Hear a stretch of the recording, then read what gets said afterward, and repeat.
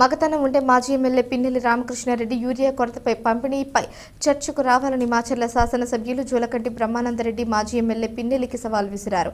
శనివారం స్థానిక KCP guest house నందు ఏర్పాటు చేసిన విలేకరుల సమావేశంలో ఆయన మాట్లాడారు. రాష్ట్రంలో ఎరువుల కొరత ఉందని కృత్రిమ పోరాటం చేస్తూ వైసీపీ రైతులను తప్పుదోవ పట్టిస్తోందన్న ఆగ్రహం వ్యక్తం చేశారు. నియోజకవర్గ పరిధిలో అన్ని సొసైటీలు, మార్కెట్ యార్డులు, మార్కెట్ గ్రోమోర్ సెంటర్ల నందు వందల మెట్రిక్ టన్నులు యూరియా నిల్వలు ఉన్నాయని స్పష్టం చేశారు.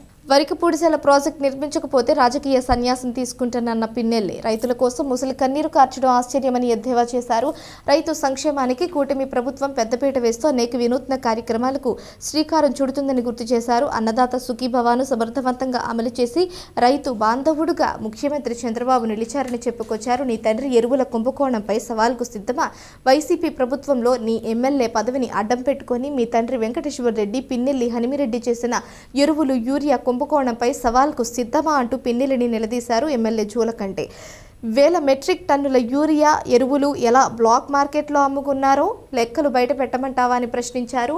మీ ప్రభుత్వ హయాంలో ప్రతి కంది పంటల అమ్మకాల్లో జరిగిన అవినీతిపై త్వరలో రామకృష్ణారెడ్డి అండ్ కోపై ఆధారాలతో ప్రభుత్వానికి ఫిర్యాదు చేస్తామని హెచ్చరించారు. అలానే పులివెందుల ఎమ్మెల్యే జగన్ రెడ్డి రైతులను అన్ని విధాలుగా సర్వనాశనం చేసి కృత్రిమ పోరాటాలు చేస్తున్నారని, రైతు సంక్షేమాన్ని గాలికొదిలేసిన దుర్మార్గపు పార్టీ వైసీపీ అని ఎద్దేవా చేశారు. త్వరలో వరికపూడిసెల ప్రాజెక్టు నిర్మాణానికి శంకుస్థాపన.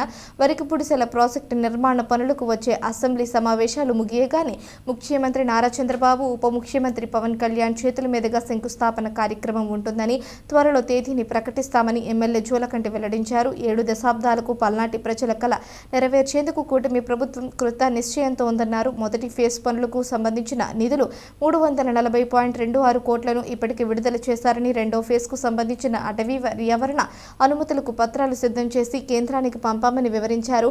1,00,000 ఎకరాల సాగు స్థిరీకరణే లక్ష్యంగా వరికపూడిసెల ప్రాజెక్టు రూపకల్పన జరుగుతోందని జూలకంటి ఆశాభావం వ్యక్తం చేశారు. ఈ సమావేశంలో market yard chairman Madhu, party senior నాయకులు మద్దిగాపు వెంకటరామిరెడ్డి, గోగుల వెంకటరామిరెడ్డి, గుండా శ్రీనివాసరావు, మహిళా నాయకురాలి కృష్ణవేణి, మంజుల అంజీ, పీర్ తదితరులు పాల్గొన్నారు. మాచర్ల నియోజకవర్గ తాజా మాజీ వచ్చాడు. హత్యలు చేయించి పారిపోయి కోర్టు పుణ్యాన్ని అడుగుపెట్టి ఇక్కడికి వచ్చి 4 చిలక పలుకులు పలికి వెళ్ళిపోయాడు.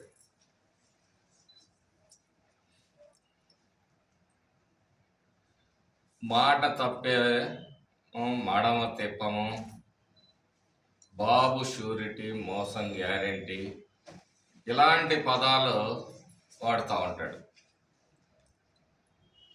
ఎవరు మోసం చేశారు? అనేక సందర్భాల్లో చెప్పాను ఈ వైసీపీ సన్నాసులకి,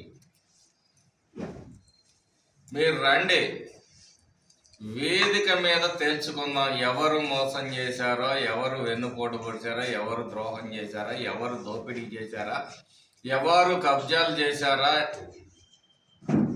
ఇవన్నీ కూడా తేల్చుకుందాం, వేదిక మీదకి రండి అని అనేక సార్లు సవాళ్ళు ఇస్తే ఈ సవాల్కి ప్రతి సవాల్ లేదు. ఈరోజు నిన్న సమీక్షలో చంద్రబాబు నాయుడు గారు క్లియర్గా చెప్పారు, వరికపూడిసెల ప్రాజెక్టు ఫస్ట్ ఫేజు తొందరగా కంప్లీట్ చేయండి, సెకండ్ ఫేజ్లో మిగతాది కూడా టేకప్ చేద్దాము, దానికి కావలసిన జాబ్ వెల్స్, కావలసిన పైప్ లైన్లు కూడా ఏర్పాటు చేయండి. చిత్తశుద్ధి అంటే ఇది.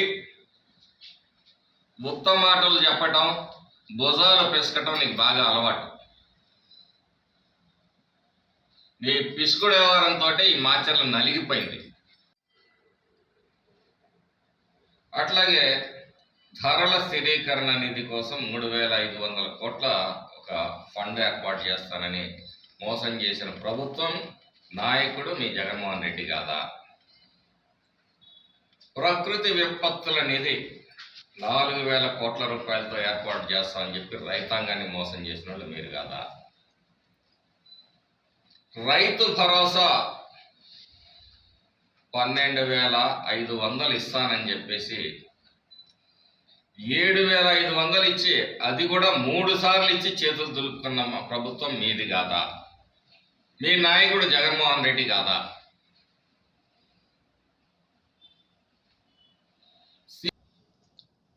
నువ్వు రైతులకి వరికపూడిసెల ప్రాజెక్టు తీసుకురాకపోతే రాజకీయాల్లో నేను ఉండను, ప్రతి ఎకరాకి నీళ్లు పారించిన తర్వాతే రాజకీయాల్ని ప్రస్తావిస్తానని చెప్పేసి మోసం చేసిన వ్యక్తి నువ్వు. నేను ఓడిపోతే రాజకీయాల నుంచి సన్యాసం చేస్తానని చెప్పేసి మాట ఇచ్చి మాట తప్పిన వ్యక్తివి నువ్వు. నువ్వు నీతి నిజాయితీల గురించి నువ్వెట్టా మాట్లాడతావు? సిగ్గన పెట్టలేదా? మనకాడ ఏడుందంటావా? పరిస్థితి ఇంత అధ్వాన్నంగా తయారవటానికి కారకులు మీరు. అందుకనే రాష్ట్ర శాసనసభను ఫేస్ చేయడానికి ధైర్యం లేని పిరికి సన్నాసులు మీరు. మీకు ధైర్యం ఉంటే అసెంబ్లీకి రండి, అసెంబ్లీ సాక్షిగా నిజాలు నిగ్గుదేలుద్దాం. అంతేగాని గోడ చాటు కూతలు పనికి రావని చెప్పేసి ఈ వైసీపీ నాయకులు చెప్తా ఉన్నా. ప్రజాదరణని ఓర్వలేక అడ్డంకులు సృష్టించారు. చూసాం, మొన్ననే కదా, ఏడాదే కదా అయింది నీ ప్రజాదరణ. 33,000 ఓట్ల మెజారిటీతోటి నిన్ను ఓడించినా నీకు ఇంకా సిగ్గురాలే. రాష్ట్రం అభివృద్ధి వైపు అడుగులు వేస్తా ఉంది. భవిష్యత్తులో గొప్ప విజయాలు చంద్రబాబు నాయుడు గారి నేతృత్వంలో ఈ రాష్ట్రం చూడబోతుందని చెప్పి ఈ సందర్భంగా తెలియజేస్తూ, మరొక్కసారి చంద్రబాబు నాయుడు గారికి పల్నాడు ప్రజల తరఫున వరికపూడిసెల ప్రాజెక్టును మంజూరు చేసినందుకు వారికి కృతజ్ఞతలు, రామానాయుడు గారికి, అధికారులకు కృతజ్ఞతలు తెలియజేసుకుంటున్నాను. అమ్మఒడి ఇద్దరికి ఇస్తారని చెప్పి ఒకళ్ళకి ఇచ్చి మోసం చేసిన వ్యక్తి నువ్వు. 0 వడ్డీ స్ప్రింక్లర్లు, మైక్రో ఇరిగేషన్, డ్రిప్ ఇరిగేషన్ కావచ్చు, హార్వెస్టర్లు కావచ్చు, రెయిన్ గన్స్ కావచ్చు, పవర్ స్ప్రేయర్లు కావచ్చు, టార్పాలిన్లు కావచ్చు, అన్ని రకాలకి అన్నిటికీ 0 చుట్టి రైతులను మోసం చేసినాడు మీరు. యూరియా కొరత కానీ డిఏపి కొరత కానీ లేదు. ఈ నాయకుల మాటలకి భయపడి ప్రజలు అదనంగా కొని తెచ్చుకొని పెట్టుకోవటం మూలంగా కృత్రిమ కొరత వస్తూ ఉంది. అంతే. నీ నాయకుల్లాగా, మీ నాయనలాగా, నీలాగా ఇక్కడ ఎవరు ఎరువుల వ్యాపారాలు చేసి బ్లాక్ మార్కెట్లు చేసే వ్యక్తులు ఎవరు లేరు.